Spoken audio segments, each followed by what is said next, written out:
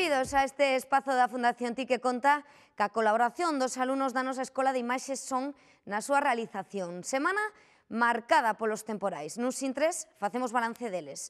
Resumimos outros asuntos da semana. Comezamos. Máis de 1000 lucenses desafiaron o mal tempo e concentráronse para exixir á Xunta que os servicios de hemodinámica, radioterapia e medicina nuclear se liciten antes de que remate abril. Reclaman que hemodinámica estea operativa en Lugo as 24 horas. A Comisión de Desafiuzamento creada polo Concello reuniuse de novo para avanzar nas súas propostas. O Colexio de Abogados de Lugo prestará axuda xurídica gratuita a todos aqueles que afronten un proceso de desafiuzamento. Un retén formado por unha dúcia de persoas vixía a casa que a Xunta tenta demoler por irregularidade urbanística. A oposición veciñal conseguiu frear o derrubamento. Asistimos a un dos adestramentos do renovado Clube Baloncesto do Lea, que milita na segunda división sénior feminina. E para o final do programa convidamos a pasear polo Salón de Exposición da Deputación para descubrir a mostra que lembra 200 anos do nacemento dunha das figuras claves do século XIX en Galicia, o científico monfortino Antonio Casares. As intensas chuvias, os ventos e as fortes nevaradas caídas esta semana provocaron numerosas incidencias nas estradas provinciais de varios concellos.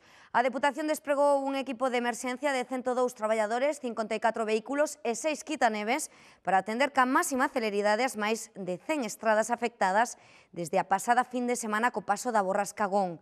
Nestes momentos pódese circular con normalidade en toda a rede viaria provincial, a máis extensa de España, con máis de 4.000 kilómetros. Parece que a partir da próxima semana a situación mellorará, pero teremos que abrigarnos porque as temperaturas serán baixas.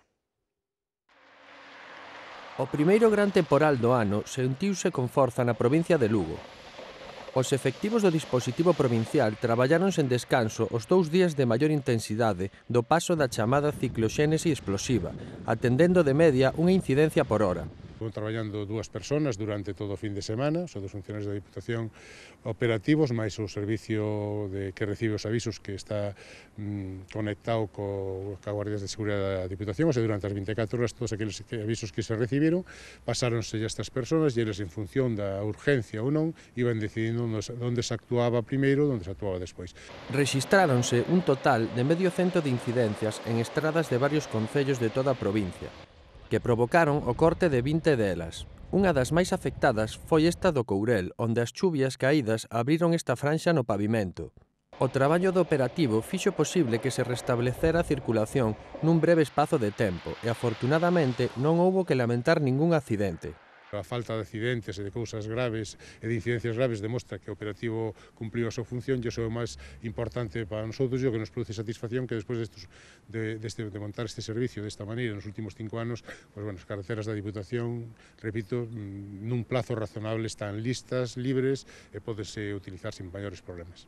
O vento e a chuvia sumáronse ás fortes nevaradas caídas. As 6 quitaneves do organismo provincial traballaron intensamente para despexar as vías e garantir a seguridade dos usuarios. Pois estarán disponibles para actuar en aquel momento, en aquelas circunstancias que sean demandadas polos cidadáns. O operativo do Plan Invernal da Deputación seguirá en alerta, aínda que se espera que nos próximos días o tempo dea unha tregua. Máis de 1000 lucenses exixiron a Xunta os servizos de hemodinámica, radioterapia e medicina nuclear para o ULA na concentración celebrada este domingo, coincidindo ademais co Congreso Regional do PP e deuse de prazo ata finais de abril para que os 3 servizos estean licitados. En caso contrario, retomarán as movilizacións. Durante o acto leuse un manifesto dirixido a Núñez Feijóo no que se lle lembrou ao presidente do Goberno autonómico as súas promesas incumpridas. Tamén reclaman que a sala de hemodinámica anunciada 2 días antes da protesta estea operativa as 24 horas. O mal tempo non desanimou o milleiro de persoas que dun xeito pacífico exixiron estes servizos.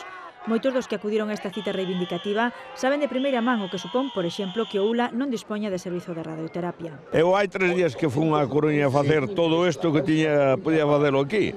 Eu tiven que acudir durante un mes a Coruña todos os días para recibir un tratamento que duraba 3 minutos e para iso tiña que facer 200 kilómetros en coche. Cando me atopaba mal, despois de recibir a quimioterapia xa no Hospital de Lugo. Os que padecemos esta enfermedade, pois hai que ir á Coruña, é unha caminata moi longa, e bueno, que non ves de moi bon humor cando ves daló, ves moi cansada, hai a xente que lle afecta moito. E ademais deben pagar 10 euros por viaxe. Hai que ir a Coruña e polo que se ve encima paga a ambulancia na maioría dos casos. Na concentración leuse un manifesto redactado polo xefe do Servicio de Hemodinámica de Lugo, exixindo estes servizos que xa estaban previstos cando se deseñou o hospital hai 15 anos. E el señor Núñez Feijóo decía que era una deuda histórica con Lugo muchas cosas, entre esto, esta. Y el día de la inauguración, de la magnífica inauguración de ese gran edificio, pero no gran hospital todavía, prometió que en 6 meses estas unidades estarían en funcionamiento y a disposición de nuestra ciudadanía. Han pasado exactamente hoy 650 días y no se ha cumplido absolutamente nada.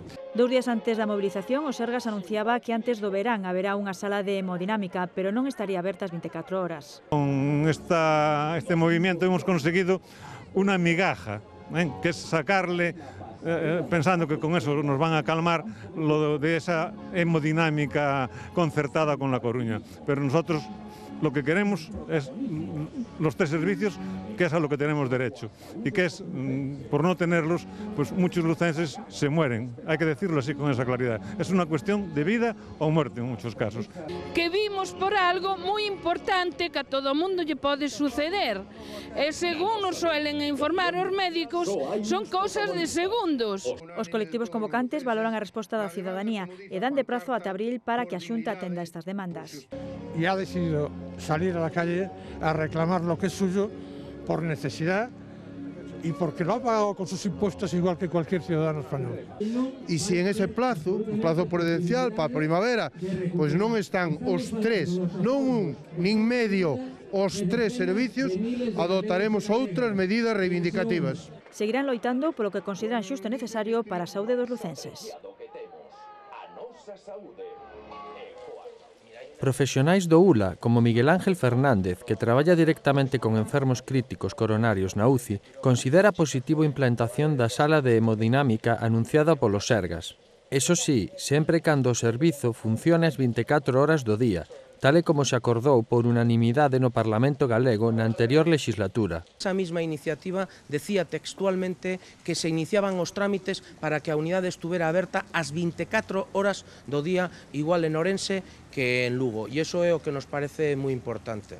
De seguirse o modelo de Ourense como se deduce, o servizo estaría tan só operativo pola mañá. Pois o que vai supor é que as persoas que teñan un infarto agudo de 8 a 3 da tarde podan recibir ese tratamento de forma inmediata e os que teñan o infarto despois das 3 da tarde pois non vai a ser posible. Fora deste período de tempo, o paciente tería que desplazarse a Coruña para recibir o tratamento, e isto tendo en conta que no caso destes doentes o tempo é ouro. O ideal é que desde o principio do dolor hasta a apertura da coronaria que está provocando o infarto sexa un tempo inferior a 120 minutos. Eso é importante e, polo tanto, que a dispersidade geográfica que ten a provincia de Lugo, ningún profesional dos que traballamos no hospital temos ningunha dúbida de que o beneficio sería extraordinario para os cidadáns lucenses. Uns 900 pacientes ao ano saen da provincia de Lugo para someterse a un cateterismo. E un dos principais problemas que trouxo consigo a crise económica foron os desafiuzamentos os que se afrontan cada día centos de familias. En Lugo e provincia, o pasado ano tramitáronse nada máis e nada menos que 326 expedientes. A Comisión de Desafiuzamentos, creada recentemente polo Concello de Lugo, reuniuse esta semana para avanzar nas súas propostas. A Comisión de Desafiuzamentos reuniuse de novo en espera de coñecer a realidade do municipio. Tras a última reunión, o Concello dirixiuse a 23 entidades bancarias e pediulles a paralización de desafiuzamentos que puideran estar en marcha e tamén solicitou información sobre os desaloxos pendentes por impago no municipio. Das 23, solamente responderon 2. Sobre desafiuzamentos, realmente, exclusivamente por desafiuzamentos, non temos constancia nós, porque esa información debería dárnoslas as entidades bancarias que realmente son as que teñen esa información. Nos seguimos traballando, se nos veñen pedindo axudas de outro tipo, tampouco nos teñen por que decir se están en proceso ou non de desafiuzamento, senón que teñen unhas necesidades e temos que loitar contra elas, claro. A Comisión acordou dirixirse de novo ás entidades bancarias que teñen pendente a súa resposta para que dean a información solicitada nun prazo de 12 días. Neste momento os desafiuzamentos son un problema grave, vamos a intentar partidas orzamentarias a través da emerxencia social que, como ben sabedes, se destinou unha cantidade das extras ás que renunciamos os concelleiros para poder facer frente a estes pagos, polo menos intentar solucionarlles as necesidades básicas ás persoas que teñen problemas, neste caso de desafiuzamentos. O Concello tamén ultimou a tramitación dun convenio de colaboración co Colexio de Abogados de Lugo en relación aos desafiuzamentos. A nosa misión neste convenio que vamos a suscribir é asesorar aos cidadáns que teñan problemas coas entidades bancarias para facer frente ao pago das hipotecas e dos créditos. Entonces, ben, antes do proceso judicial, antes de que este iniciado o proceso judicial, ven buscando un aplazamento na financiación ou ben tamén ofrecendo en dación en pago o piso. Esta axuda xurídica complementará o apoio que xa ofrecen os servizos sociais do Concello a todo aquel que o solicita. Nós vamos a renunciar incluso a percibir unhas cantidades que casi todos os colexios de España percibiron por asesoramento aos desafiados. Nós vamos a renunciar para ingresar ese importe o Concello, en vez de entregarlo ao Colexio de Abogados, que o ingrese no Fondo Social. A Comisión tamén acordou instar a Xunta de Galicia a que exerza as súas competencias nesta materia. O Concello tamén estudará a posibilidade de poñer as vivendas de emerxencia social a disposición das familias desafiuzadas e a posibilidade de establecer bonificacións nas taxas de prezos públicos nas ordenanzas fiscais. Ímonos agora ata Becerreá, onde os veciños manteñen reténs para evitar que a Xunta proceda á demolición dunha casa. A pesar do temporal de choiva e neve, media dúcia de persoas manteñen vixiada permanentemente a vivenda. Aínda que carece de licencia, como o resto de construcións do núcleo de Lamas, onde se atopa, co pesón que tramita o Concello quedaría regularizada. O propietario, que xa abonou máis de 40.000 euros en sancións, ten presentado o recurso ante o Tribunal Superior de Xustiza de Galicia. Esta é a casa e a carpa baixo a que os veciños fan garda por quendas para impedir a súa demolición. Esta casa non me molesta naide, con as infraccións ou non sei quanto de licencia ou non licencia, pero está feita aí. Hai moitas cosas máis importantes que facer que tirar isto. Non se teñen por que tirar os cuartos para fora. Que son moi bons veciños e aquí que non molesta a casa. Bueno, claro, eu poñome no caso dele, a ver, que isto eu parece unha injusticia, non sei, a ver, dunha vez que está isto feito, ou que houberan tomado medidas antes, ou que houberan, claro, paralizalo antes, sen esperar a hora de que leva, pois, 12 anos feita a isto, non sei, se son temas políticos. O pai de José Luis comezou a construción da casa hai 17 anos. No 2001, a Xunta abriu expedente a esta e outras vivendas de Lamas que quedou paralizado ata o 2005. Agora é a única sobre a que pesa unha orde de derribo da Axencia de Protección da Legalidade Urbanística. 2005 volveron a abrir este expediente, os outros paralizaron, non sei por que motivo se lle puxeron un ollo solamente a este. E leva 11 anos. E agora, que no novo planeamento xeral hai a posibilidade da legalización, posiblemente dentro dun ano este legalizada a casa, pois acórdanse con unha rapidez fora do normal de vir a demoler. O que piden é unha demora da demolición á espera da aprobación do Plan Xeral de Ordenación Urbana de Becerreá. Consideramos que isto é unha injusticia total, xa que en estes momentos se está tramitando o Plan Xeral de Urbanismo do Concello e recolle todo este núcleo que acabamos de ver agora ao subir, esta casa e todas as demais, co cal pasaría a poder ser legalizable. Non entendemos a prisa que ten agora a APLU, dependente da Xunta de Galicia, para demoler esta obra cando leva con este problema desde o ano 2001. Incluso o propietario leva pagando sancións por valor de 50 e tantos mil euros. Unha treintena de vehículos en maquinaria agrícola bloquean o acceso á finca. Agradezco sobre todo aos veciños a solidaridade que están a demostrar con este veciño. Isto dache un pouco de ánimos o apoio dos veciños ante estas situacións. Ademais, os veciños e o sacerdote acordaron facer soar as campanas da igrexa de Becerreá no caso de que intenten executar a demolición. Tiraron a casa e daqui a 15 días, cando se arregle o plan urbanístico, a puñeta ou como se chame, pois volver a facer. Entón, pois, a nosa opinión, pois que ter que pelearse hasta reventar. Sí, estamos dispostos a apoiarlo hasta o final. Que non teño a nadie en contra. Aquí, algún dos días, ten habido hasta 200 ou 300 persoas. E mentres, café quente e bo humor á espera de que a situación se normalice. Claro, dos petardos e das bombas non falamos porque están prohibidos.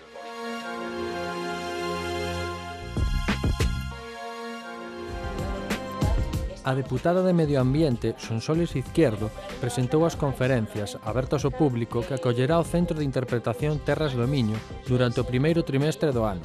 A primeira foi ofrecida esta semana polo secretario da Asociación Provincial Lucense de Apicultores, Pablo Piñeiro Fraga, sobre as medidas a adoitar pola ameaza da vespa asiática nos colmenares da nosa provincia. E é que a presenza desta especie invasora provoca un descenso da produción de mel e mesmo a morte das abellas, uns danos que poden ser especialmente graves na provincia de Lugo, na que se xera un volumen de negocio de 4 millóns de euros ao ano. O Salón de Actos do Pazo de San Marcos acollerá o vindeiro luns o cuarto encontro de cooperación cos concellos. Nesta nova edición, as xornadas que se desenvolven desde o ano 2009 abrirán un debate plural e aberto para abordar un tema de máxima actualidade como é o futuro das deputacións e os pequenos concellos. A convocatoria están chamados a participar todos os responsables e traballadores das administracións locais. Con este encontro, a Deputación dá un paso máis no empeño de situar a cooperación cos concellos como a columna vertebral da acción do Goberno provincial e como a verdadeira razón de ser desta institución. Comeza a viaxe de 62 dos 65 xoves lucenses beneficiados coas bolsas de emprego europeas Leonardo da Vinci e dirixidas pola Deputación. Estes xoves viaxarán dende Madrid ata os seus respectivos destinos, Florencia, Viena, Cork, Lisboa e Módena, onde traballarán durante 3 meses e medio en importantes empresas relacionadas cas súas profesións: agricultura, silvicultura, pesca, medio ambiente, turismo, informática, ciencias da vida e audiovisuais. Esta iniciativa está dotada de 309.000 euros, cofinanciados nun 70% pola Unión Europea. O vindeiro 15 de febreiro partirán cara a Hamburgo os dous últimos beneficiarios destas bolsas. Este sábado, Sarria celebrará unha nova cita da Festa do Cocido do Porco Celta.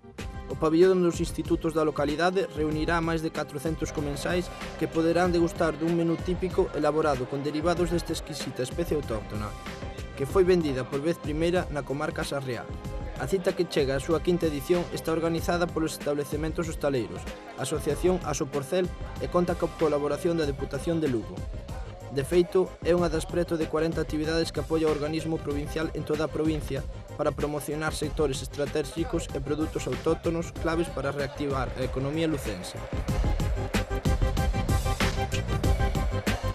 Vayan sacando as máscaras e os disfraces porque chega o Entroido, que comeza oficialmente o próximo 7 de febreiro.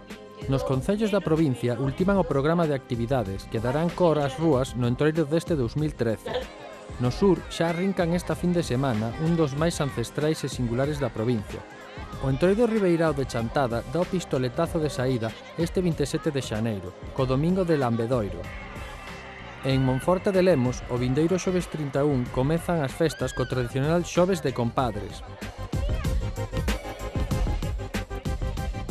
Comezaron sendo unhas nenas, agora teñen entre 22 e 32 anos e xogan na segunda división sénior.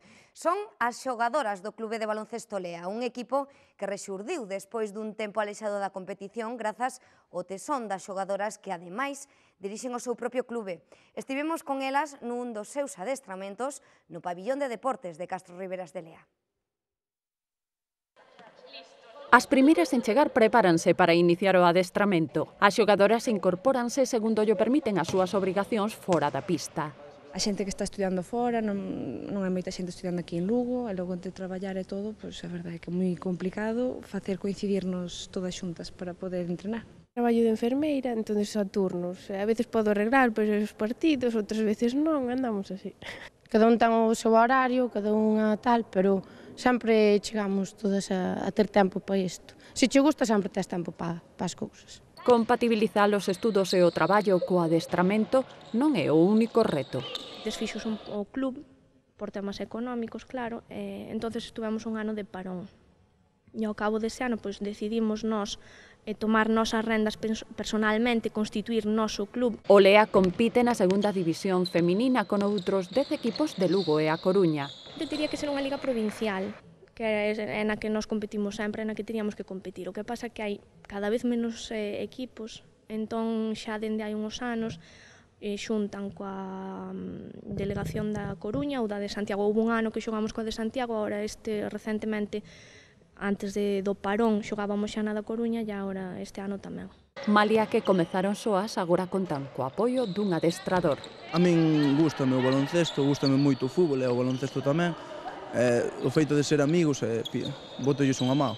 Temos 3-4 variantes en xogadas de ataque, por ahora estamos empezando pouco a pouco porque levamos ainda un mes e a pouco. Nos estaríamos encantadas que viñera xente nova daqui da zona, de Castro, dos arredores, de onde sexa, xogar con nós, non hai que ser grandes estrellas nin moito menos. Xuntarse para adestrar é o principal, a competición e os resultados son secundarios. E chegamos ao final. Deixámosles ca mostra que repasa a vida e obra dunha das figuras destacadas no século XIX en Galicia, nos 200 anos do seu nacemento. Falamos do investigador e científico monfortino Antonio Casares. A mostra está organizada pola Universidade de Santiago de Compostela e a Deputación e recolle material doado por numerosos centros académicos, museos e organismos de toda Galicia. Pódese ver na sala de exposicións do Pazo de San Marcos ata o próximo 15 de marzo. Con ela quedan. Vémonos a vindeira semana. Grazas por estar aí.